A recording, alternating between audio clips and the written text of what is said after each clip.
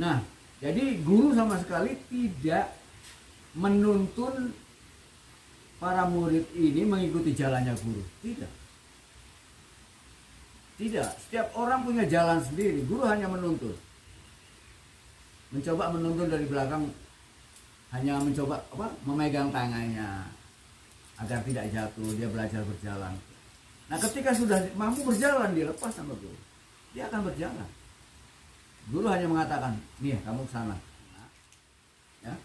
Seorang anak manusia atau manusia mulai melangkah di jalan spiritual, ya. Biasanya orang baru menyadari kebutuhan akan spiritual itu setelah mengalami kekacauan hidupnya, ya kan? Hidupnya kacau, mungkin punya penyakit nggak sembuh-sembuh. Banyak hal yang membuat kita seolah-olah bertanya, hidup ini untuk apa? Kenapa harus begini? Apakah hidup itu hanya untuk menderita? Apakah tidak ada jalan? Apakah Tuhan itu nggak ada sehingga saya harus menderita terus? Ini pertanyaan-pertanyaan yang sangat substansial yang harus dicari jawaban. Orang-orang semacam ini sebetulnya mulai menyadari kebutuhan yang sebenarnya. Nah, ketika orang ini sudah mulai dan kemudian ketemu dengan guru, maka dia akan dibimbing dengan cara yang benar. Nah, otomatis ya, ketika kita berjalan dalam perjalanan spiritual kita, ya, kita masih disebut pelaku spiritual, ya, bukan spiritualis, masih pelaku, ya. Orang yang baru berjalan ke Jakarta bisa disebut orang Jakarta nggak? Tidak bisa, ya kan? Wong dia baru masih dalam perjalanan menuju ke Jakarta.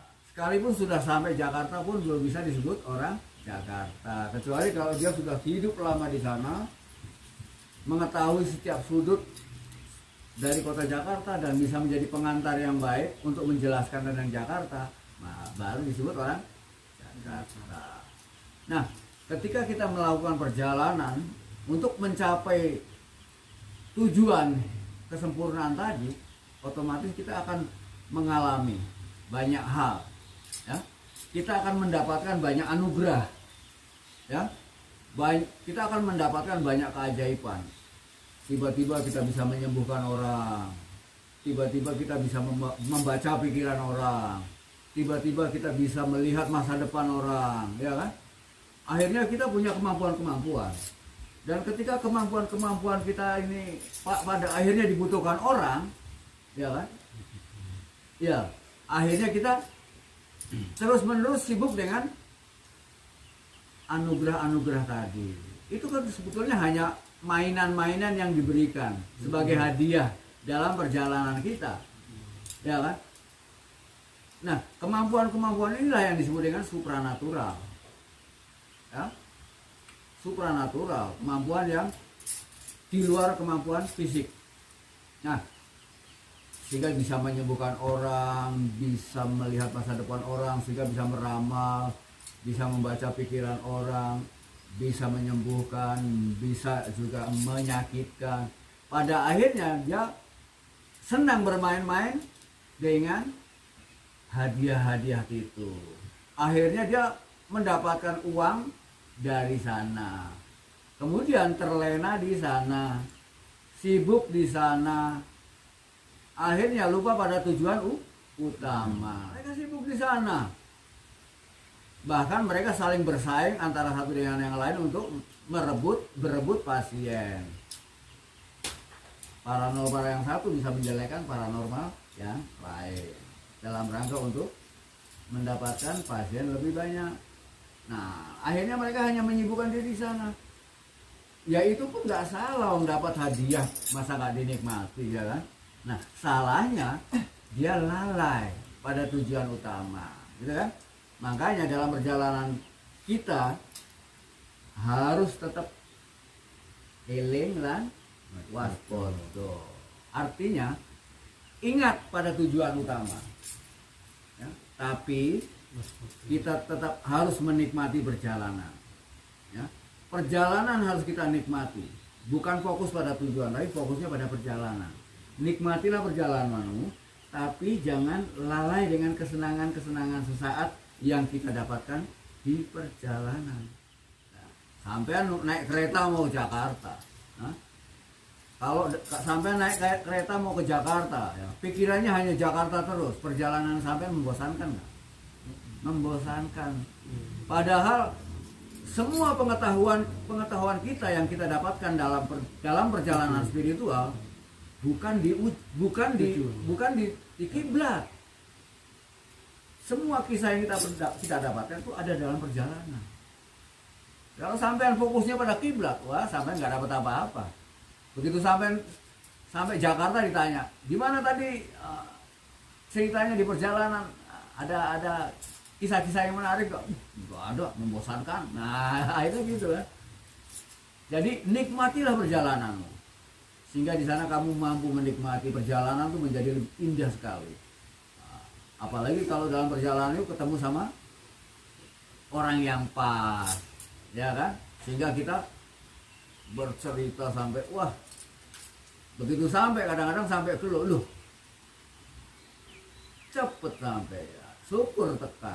Nah kalau kadang-kadang enggak, saking asiknya dia berhenti di situ, lupa ada tujuan. Makanya nikmatilah perjalanan, tapi harus tetap waspada pada kesenangan sesaat, agar kita tidak terputus di sana. Nah, inilah istilahnya eleng lan waspada. Itu Mas. Jadi bedanya spiritual dan supranatural. Supranatural itu hanya hadiah-hadiah kecil yang kita dapatkan dalam perjalanan, yang kadang-kadang membuat orang-orang terjebak, terjerat, bermain-main di sana hingga lupa pada tujuan. Gitu loh. Ya, ini tambahnya ya. Ya. Jadi tadi sudah dijelaskan spiritual dan supranatural, dan juga mempelajari spiritual itu pun juga orang-orang bisa ya. Nah ini lanjutannya, ini kunci dari untuk pelaku spiritual sendiri itu untuk bisa mendalami spiritual itu apa kuncinya ya? Jadi, iya. Ya, untuk kunci bisa Ya. mendapatkan spiritual yang didapat bisa bisa. Oke, saya tahu. Gini, orang baru memiliki kesadaran spiritual itu setelah dia mengalami banyak persoalan dalam hidupnya. Dan biasanya kalau persoalannya masih biasa-biasa saja, mungkin hanya masih mengeluh ke sana sini, mengeluh sana mengeluh sini, tapi nggak mendapatkan hasil apa-apa. Kita berusaha dengan segala macam usaha, gagal terus, ya kan?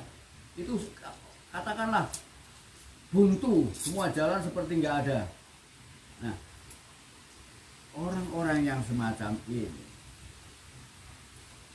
dia pada akhirnya mencoba pasrah, dan pada kepasrahannya biasanya akan bertemu dengan orang yang mampu membimbingnya. Ya. Oleh karena itu ketika kita mendapatkan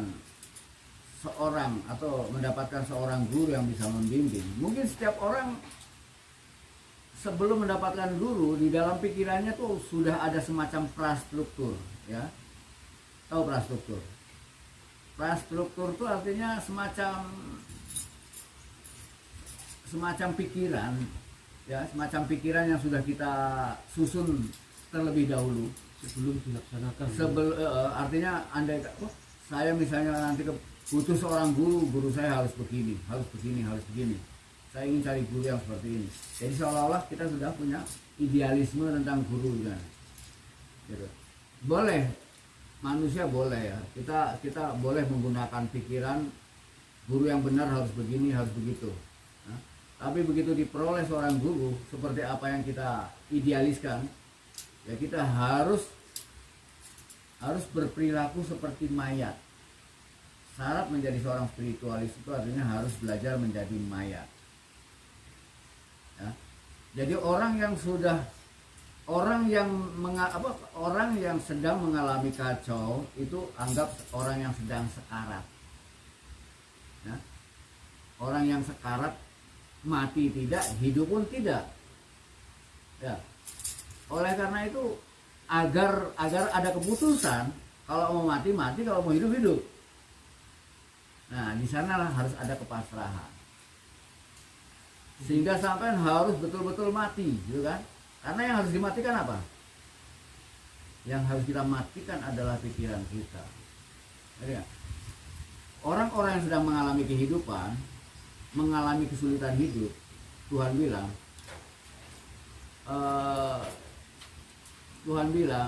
pecahkan semua kesulitan hidup dengan kemampuanmu, dengan pikiranmu, ya kan? Pecahkan sehingga kamu mampu mendapatkan solusinya melalui kemampuan dan pikiranmu. Kalau ternyata seluruh pikiran dan kemampuan kita tidak mampu melakukan perubahan apapun, itu tandanya pikiran dan kemampuan kita udah nggak ada gunanya sama sekali. Ya kan? Saatnya kita memberikan apa? Memberikan Tuhan untuk mengambil alih seluruh kesulitan kita agar Dia yang mengatasinya. Kalau pikiran dan kemampuan kita sudah tidak mampu lagi mengatasi, berarti kita harus percaya bahwa hanya Tuhan yang bisa mengatasi. Maka serahkan agar Tuhan mengambil alih. Nah, ketika kita sudah menyerahkan pada Tuhan, itu sama dengan kita sudah membunuh pikiran dan kemampuan kita. Kita pasrah pada kemampuan dan tuntunan Tuhan. Di sana kita berlaku seperti mayat. Nah, tugas guru adalah hanya memandikan mayat. Ya kan, orang kalau udah meninggal kan dimandikan. Nah, memandikan mayat artinya mensucikan mayat. Sampai harus jadi mayat-mayat hidup. Orang-orang spiritual itu artinya mayat-mayat hidup. Sampean berjalan tanpa nafsu, tanpa keinginan, seperti mayat. Ya. Nah, ketika sampean dimandikan oleh guru, sama seperti mayat-mayat yang dimandikan oleh orang-orang yang memandikan. Ya sampean pasrah, mau dijungkir balik, mau diapakno ae, pasrah. Semua dawuh guru lakukan. Pasrah. Ayo jalankan ini. Di sana kepasrahan. Kalau agama bilang sami'na wa ta'na. Aku dengar, aku laksanakan. Ya kan? Sami'na wa ta'na. Aku dengar, aku laksanakan. Di sana kita benar-benar menjadi mayat hidup yang siap diperlakukan apa saja oleh sang guru. Jadi kuncinya pasrah ya. Pasrah. Itu kuncinya. Mendalami ilmu spiritual itu pasrah. Kuncinya pasrah. Jadi tidak ada faktor keturunan genetik. Tidak. Semua punya potensi. Punya potensi yang sama. Nah, baik yang makasih paham penjelasan yang bukan ya. Yang gitu aja. Mungkin ada teman-teman yang lain yang perlu penjelasan. Ya, monggo silakan. Kita gali bersama, mumpung suasana kita lagi touring di tempat yang cukup sakral ini. Yang cukup sakral ini. Ayo monggo, Mas siapa nih? Jeki Tumewu. Ayo, wis takono. Ayo, sabar. Ayo takono. Apa efek positif dan negatifnya dalam mendalami spiritual? Efek positifnya jelas kita akan mencapai kebahagiaan dalam kebahagiaan yang sebenarnya. Itu tujuannya. Ya, kita akan mencapai kemerdekaan. Itu efek positifnya. Kemerdekaan yang sebenarnya. Kita akan menjadi orang-orang yang merdeka. Orang-orang yang merdeka adalah orang-orang yang sudah mampu menjadi dirinya sendiri. Merdeka dari apa? Merdeka dari penjajahan pikiran, ego, dan nafsumu. Sedangkan efek negatifnya nggak ada sebetulnya. Ada, bisa terjadi ada ketika kita menjalankan laku-laku spiritual, kita akan mendapatkan hadiah banyak. Kemudian kita asik bermain-main dengan hadiahnya. ini salah gitu ya. Akhirnya dia bermain di sana. Akhirnya dia bermain di sana kan. Akhirnya dia hanya menerima orderan. Pak, saya punya musuh, bisa nggak sampean bunuh? Oh bisa. Akhirnya dia hanya bermain nafsu di sana. Nah itu di sana. Ya itu sebetulnya kejelekannya bukan pada laku spiritual, tapi pada Penggunaannya pola manusianya yang Manusianya. tidak total, tidak kafah. Kembali ke Ya. manusianya. Sebetulnya nggak ada efek. Ya cuma ya itu tadi, harus cari guru yang benar. Dengarkan kata hatimu, bukan pikiranmu. Ikuti, alam akan mendapatkan petunjuk. Alam akan memberikan petunjuk pada kita kalau kita sungguh-sungguh. Orang Jawa bilang, sopo sing temen bakal tinemu. Siapa yang bersungguh-sungguh, dia akan menemukannya. Itu sudah formulasi alam semesta. Kalau sampai nggak bertemu ya karena nggak pernah bersungguh-sungguh. Pingin tapi nggak bersungguh-sungguh percuma. Yang namanya bersungguh-sungguh itu harus ada realisasinya gitu lah. Sama dengan sampean mencintai seseorang, tapi nggak ada kesungguhan. Ya udah bisanya cuma chattingannya. Kalau udah ada kesungguhan kan udah berani ngelamar. Wah saya harus punya uang, lalu gini.